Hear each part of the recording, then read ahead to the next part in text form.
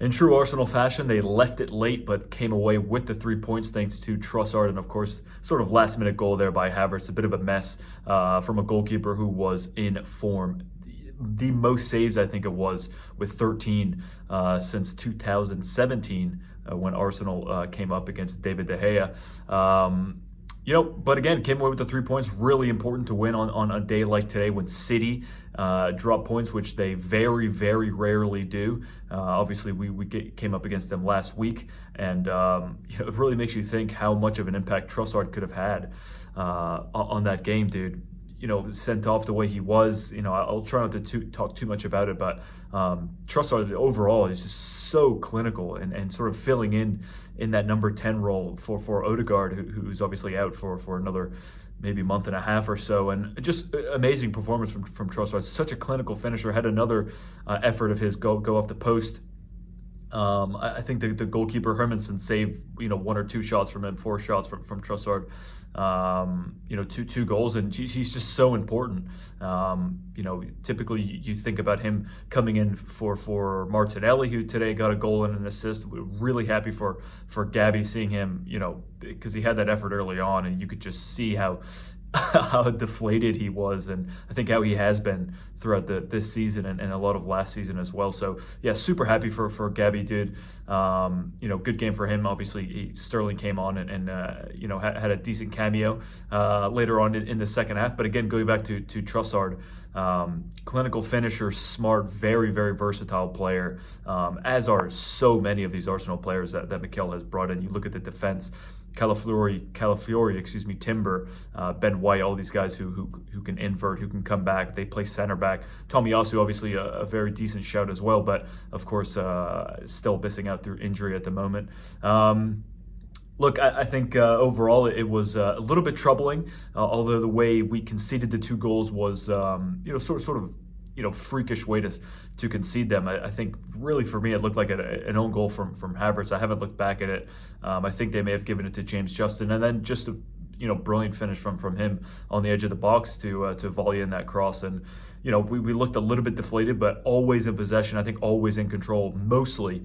Again, with the exception of maybe 15 minutes into the second half where we conceded those two goals. So look, I'm not really troubled moving forward. Again, of course, we play on Tuesday, so excited to see what sort of lineups Mikel's going to go with for that game. I can't quite remember who we're playing, but.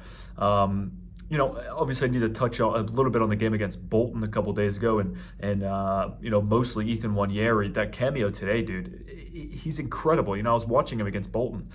The conviction in his passing, the way he moves. Not only does he look extremely comfortable for a 17-year-old, it's more than confidence. Like I said, it's the conviction in the passes, the weight on the ball, the way he moves, the way today 360s in the box, going around three defenders. It was still 2-2. Leicester were defending for, with everything they had. They were tripling up on him, doubling up on him, and I don't think he gave the ball away once. Almost scored, with that first shot of his when he first came on. Dude, it was incredible to watch Nwaneri, and now you sort of wonder.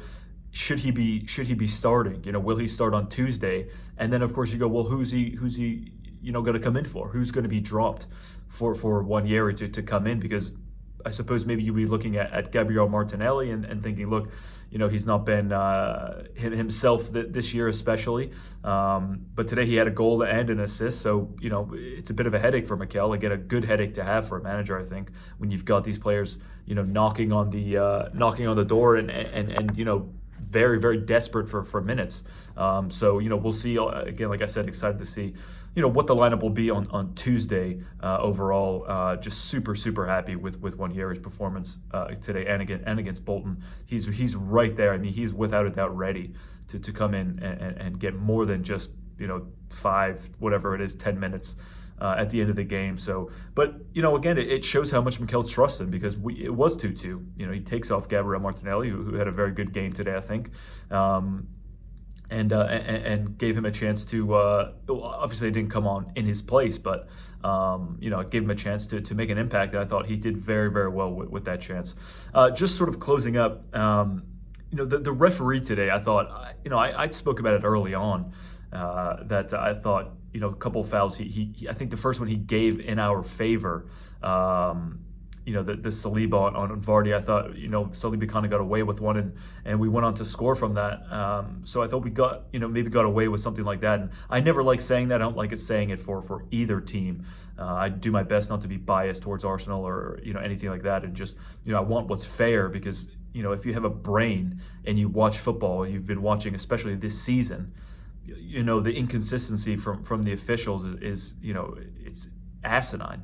Again, I look at players like Skip, who could have had three yellows. Obviously, it would have been a red card, but it's like, it wasn't even booked for that tackle with the studs on Martinelli. And okay, yeah, maybe it's not intentional, but it's a dangerous tackle. And again, you look at Calafiori. If this is Michael Oliver or Anthony Taylor, maybe he sends him off for that. And it's just like you expect these players to keep up with these rules, and every week it seems like every referee has a different set of rules that they're using. It was nice to see the referee not ruin the game today and sort of let people get on with it. But again, it's like one finger on the back and someone goes down, it's a foul, but you can go, studs over the ball into a player's ankle and you don't even get booked for it. So it's very, very frustrating. It's annoying. But I don't know. Maybe both teams were lucky not to get a player sent off today. And again, just speaking on Calafiori, he's incredible. I mean, he's a fantastic player. The way he drives with the ball, the way he moves it, so comfortable. The crowd's like cheering every time he gets on the ball, anywhere near the edge of the 18-yard box to shoot. So look, I'm so happy with the back four that we have. Ben White's going to have a hard time, I think, getting back in. If Mikel really prefers Timber on the left as opposed to the right, perhaps he sort of walks back into the team. But pretty hard to displace Calafiori at the moment, in my opinion, and can do, I think, what Timber does as a left back. Excuse me. So. Yeah, of course, Saliba and Gabriel, their normal selves, fantastic today. Maybe Gabriel could have had two goals, I think, if not for Hermansen and goal for Leicester. I have not seen a performance like that from a goalkeeper in a very, very long time. So look, I'm happy with the points. Of course, City dropping points. Hopefully Liverpool, maybe draw Wolves or lose. I mean, I'm praying for them to drop points as well. And Week 5, not doing too bad. Still undefeated in the league. And Arsenal, dude, things are fine. Things are just fine. Again, game on Tuesday. So we'll see what happens there, guys. I just want to say thank you very much for watching. If you made it this far, I do really, really appreciate it. And I'll see you when I see you.